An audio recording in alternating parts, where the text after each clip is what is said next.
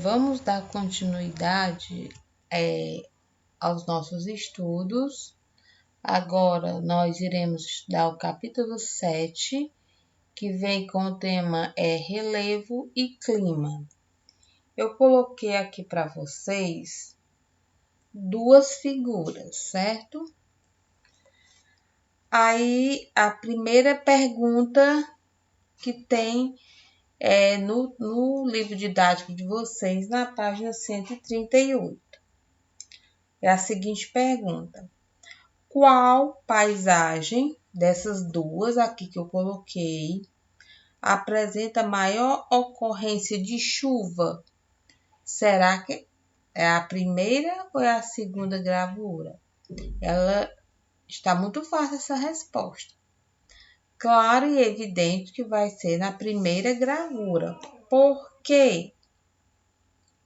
Porque pertence a um clima mais úmido, devido à grande exuberância da vegetação. Na segunda gravura, nós percebemos uma paisagem da vegetação de caatinga, aonde os índices de chuva são menores e a vegetação mais pobre e também adaptada à aridez, um clima completamente seco, certo? Aí, o que nós vamos estudar neste capítulo 7? Nós iremos estudar o relevo, os tipos de relevo e os tipos de clima. Que eles dois, associados a outros elementos da natureza, como a geologia, a vegetação e a hidrografia, formam diferentes conjuntos, nos quais nós podemos classificar ou chamar de paisagens naturais. Essas paisagens elas influenciam diretamente na vida humana, determinando muitas vezes os locais nos quais há possibilidade de sobreviver. No entanto, o ser humano também influencia as paisagens naturais, alterando-as para atender às suas necessidades. Quer dizer, que eles vão alterando, modificando a natureza. Para atender às necessidades ou atividades, como a gente pode citar a agricultura, a pesca, a construção de rodovias, a construção de pontes, a construção de túneis, a construção de edifícios. Isso tudo vai modificando a paisagem natural, que fica completamente, vai perdendo o que é da natureza, que o próprio ser humano está modificando a cada dia. Aí, quando vem a palavra relevo, vem a pergunta: o que você imagina ser relevo? Relevo a gente pode definir que é um conjunto das variadas formas da litosfera ou da superfície terrestre, apresentando áreas mais ou menos elevadas ou planos, ou áreas também acidentadas, correto?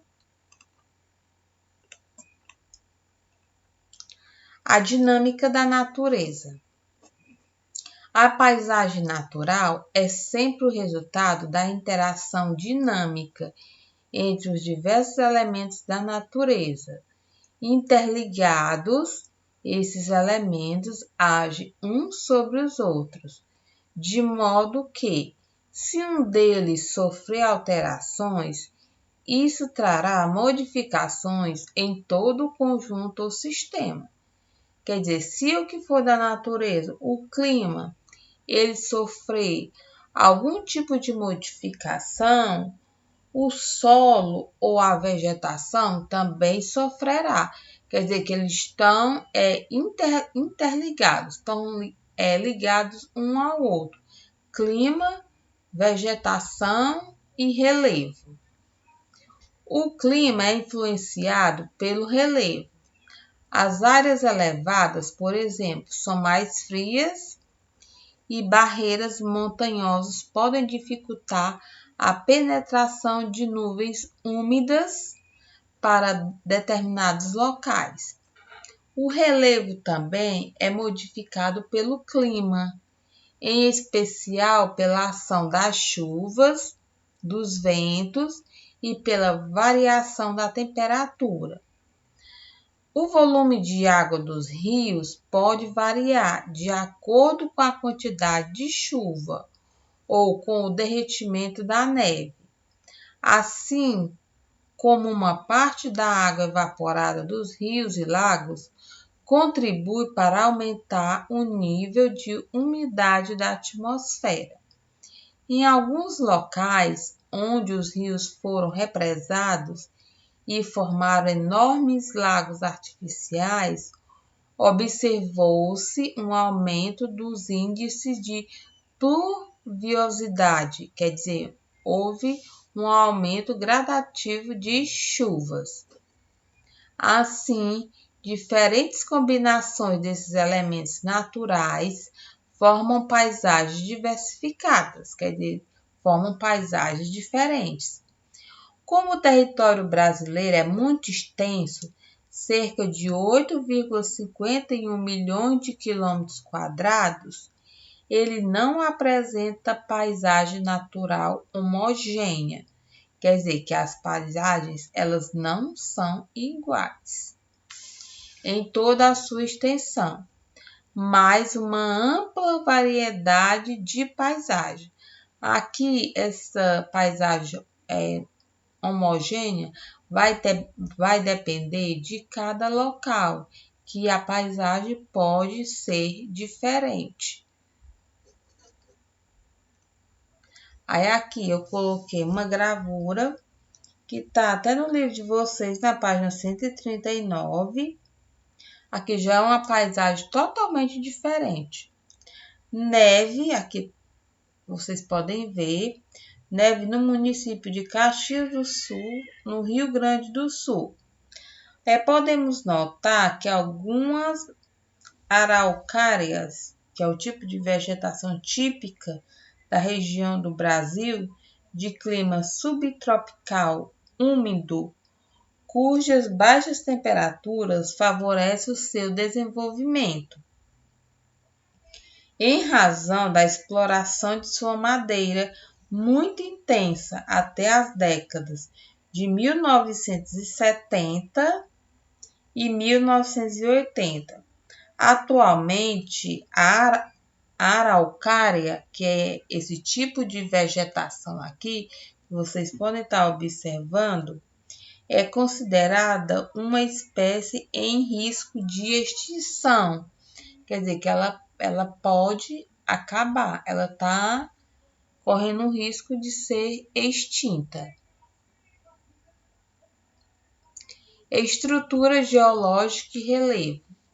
O que a gente entende aí por ser estrutura geológica e relevo? Chamamos de estrutura geológica as rochas que compõem determinado local. Elas podem estar dispostas em diferentes camadas, ser de diferentes tipos e idades e originadas por distintos processos naturais. A importância da estrutura geológica depende das riquezas minerais a ela associadas e do seu papel na constituição do solo e do relevo. Podemos, dependendo do tipo de rocha que aparece em maior quantidade, nós podemos dividir 3 tipos principais de estruturas geológicas. A primeira é escudos cristalinos ou maciços antigos.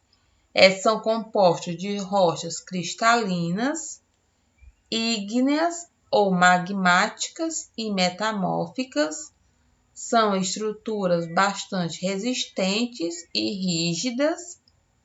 como mostra aqui essa foto ao lado, que essa foto aí é do Pico da Neblina, que é o ponto mais alto do Brasil, formado por rochas cristalinas, que se encontra no município de Santa Isabel do Rio Negro, no Amazonas. De idade geológica bem antiga, das eras arqueológica, do pré-cambriano e paleozoica, originam relevos planáticos e, eventualmente, algumas depressões, isto é, áreas que são mais rebaixadas. Aí a segunda principal estrutura geológica são as bacias sedimentares. Elas apresentam rochas mais recentes que os escudos, datam das áreas paleozoica, mesozoica e cenozoica, constituída por detritos acumulados e compostos de rochas sedimentares. Originam planícies, planaltos, sedimentos e depressões. Esse tipo de estrutura geológica é essa daqui que vocês estão vendo aqui, que são formações areníticas esculpidas pela ação do vento e das chuvas. Aqui foi o próprio vento e a própria chuva que fez essa transformação aqui. Que às vezes essa transformação que são feitas pelo vento ou então pela chuva, ela dá a impressão, se forma uma impressão de um desenho, certo? A outra principal estrutura geológica são os dobramentos modernos.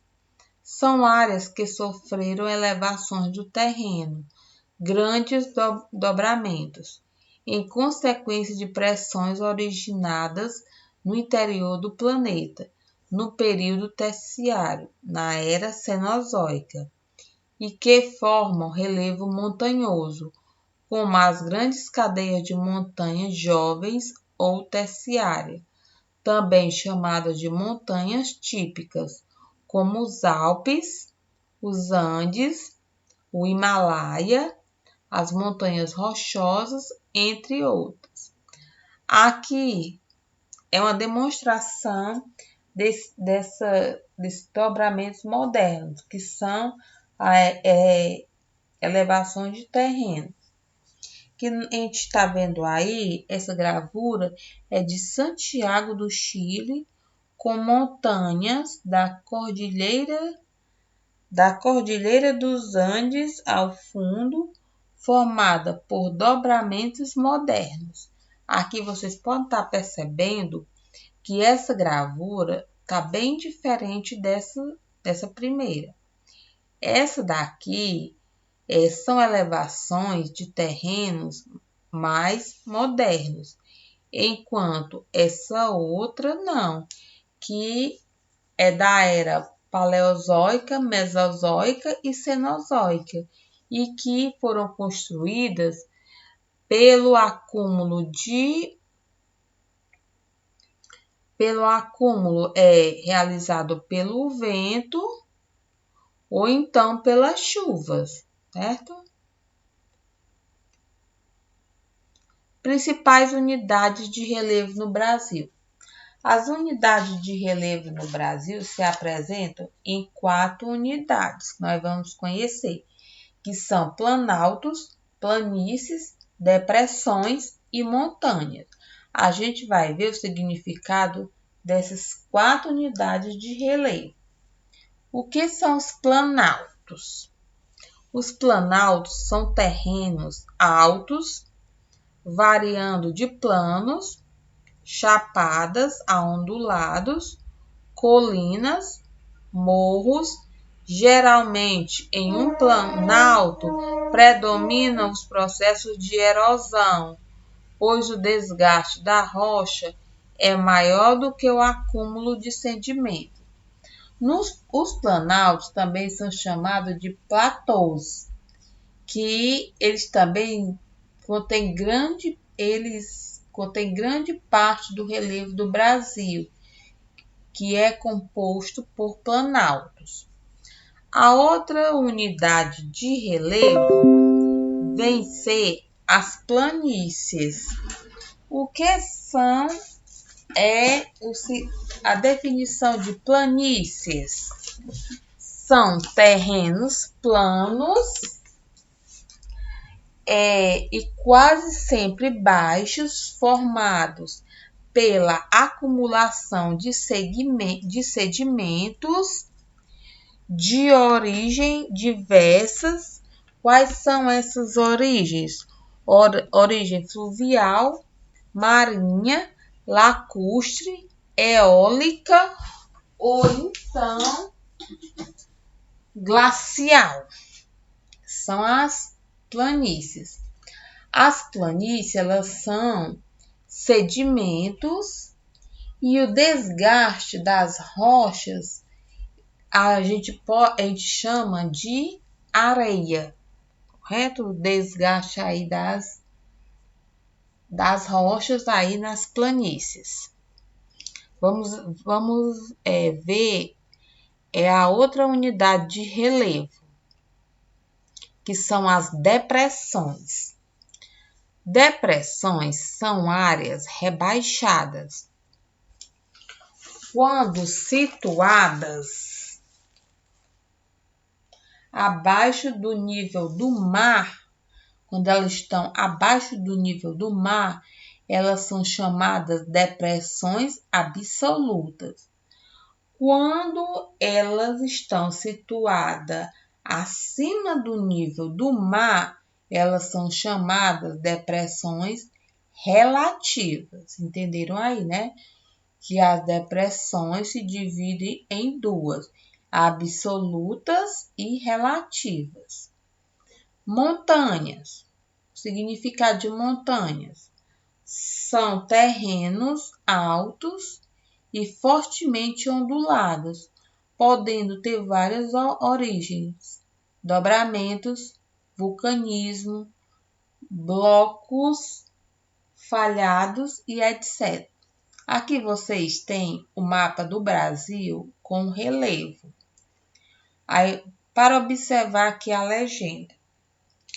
Na parte marrom, são onde predominam as montanhas, onde tem o maior número de montanhas.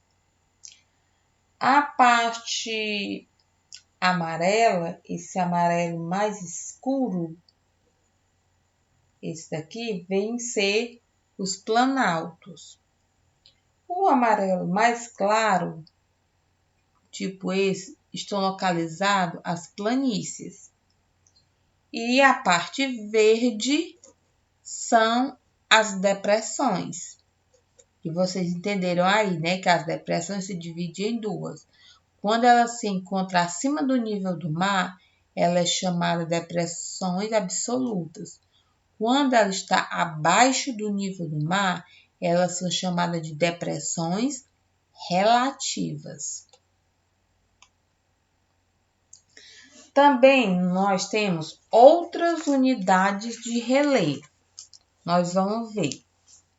Nós temos as chapadas, os tabuleiros, os morros, os terraços, as falésias, as serras e as escarpas.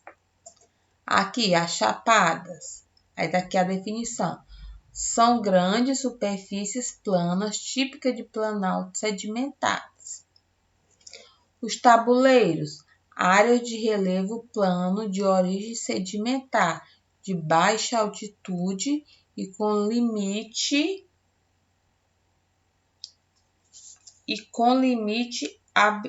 abrupto, típica da costa da região nordeste do Brasil.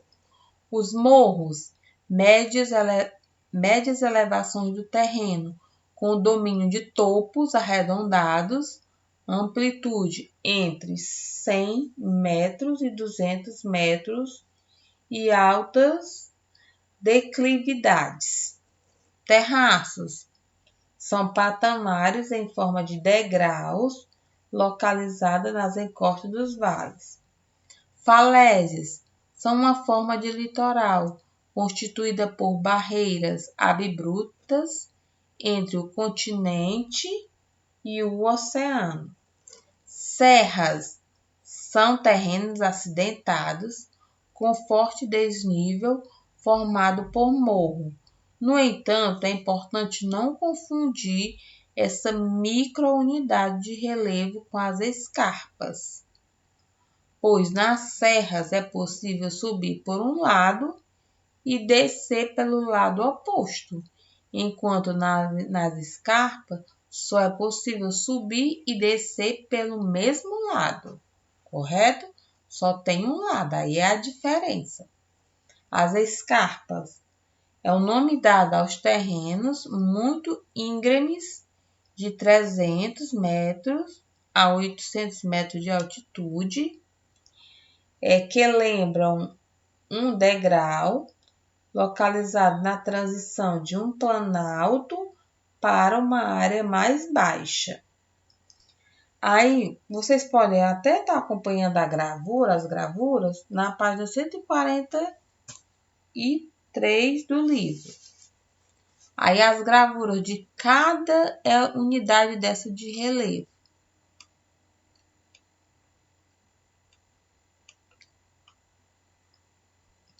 Aqui, essa primeira gravura é uma chapada.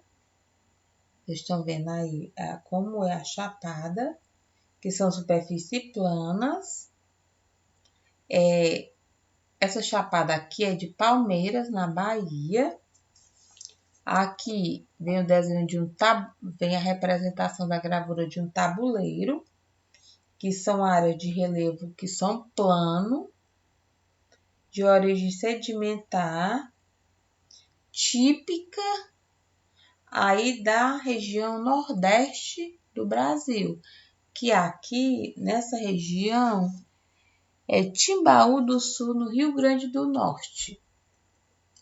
Essa outra gravura são morros, que são elevações de terreno, que são arredondados, vocês estão vendo aí, que a amplitude deles chegou a medir de 100 metros e 200 metros de alta declividade. Aqui a outra gravura são terraços, que são patamares em forma de degraus, que vocês estão vendo aqui, ó, forma de degraus, localizados nas encostas dos vales.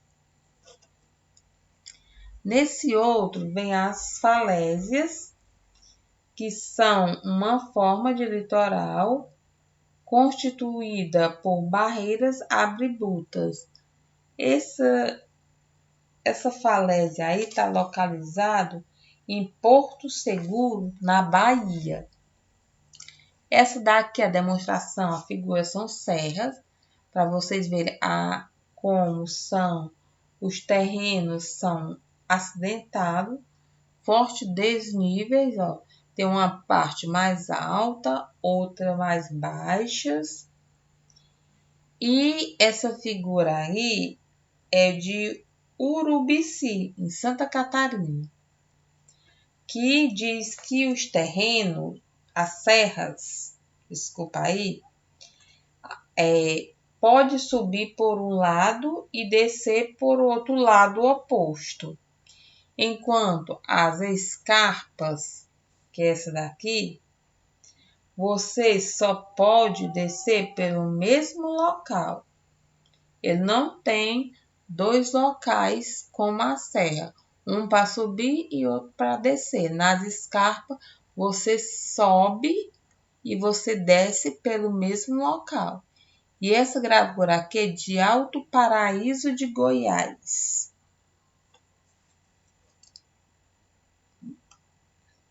O relevo e a sua importância.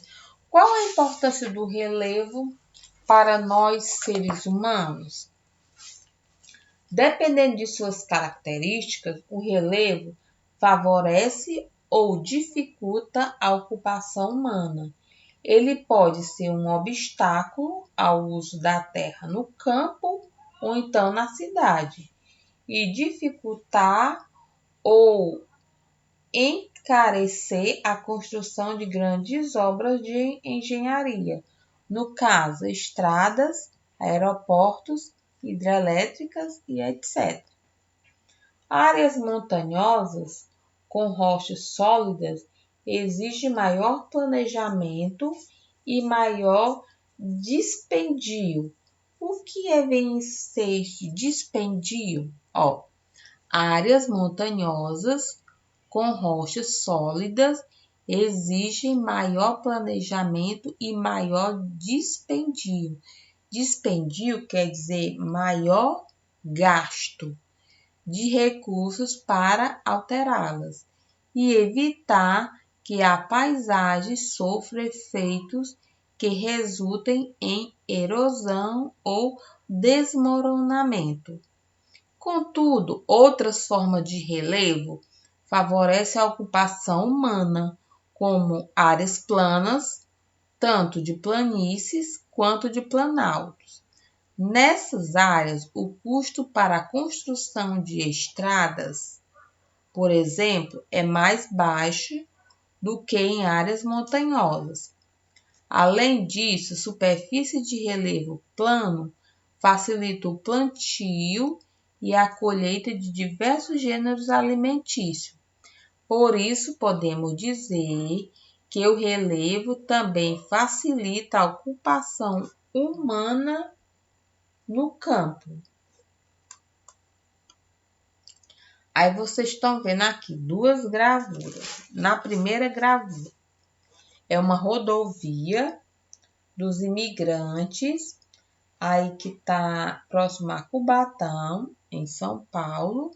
Esse tipo de intervenção na paisagem, ela altera completamente a dinâmica natural do local, pois com essa construção, carros começam a percorrer essa área aqui, emitindo gases poluentes na atmosfera.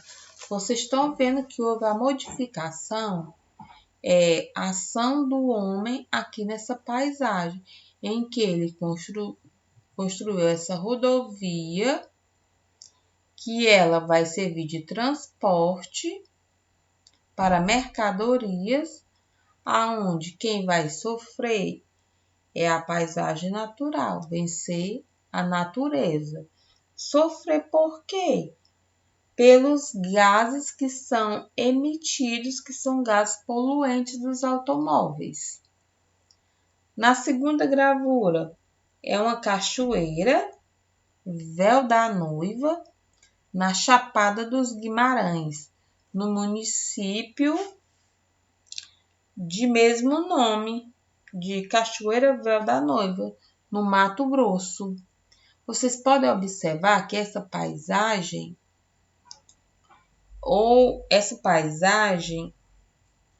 ela fotografada, ela não altera, ela não foi alterada, nada pelo ser humano. Ela está na forma natural. Não houve a modificação humana nessa paisagem aqui. Enquanto nessa daqui vocês já estão vendo que foi drasticamente o ser humano modificou. Aí, o que acontece? A emissão de gases poluentes que são através dos carros que fazem as exportações dos produtos, correto? Aí deu para entender, né, pessoal? Que, voltando aqui, que as principais unidades de relevo do Brasil, vocês não podem esquecer, que são divididas em 4: planaltos, planícies, depressões e montanhas. São as 4 principais unidades de relevo. Só que tem outras, né? Como eu comentei para vocês. Tem as outras que são as chapadas, os tabuleiros, os morros, os terraços, as falésias, as serras e as escarpas. Pessoal, assistam toda a videoaula, prestem bastante atenção e bons estudos.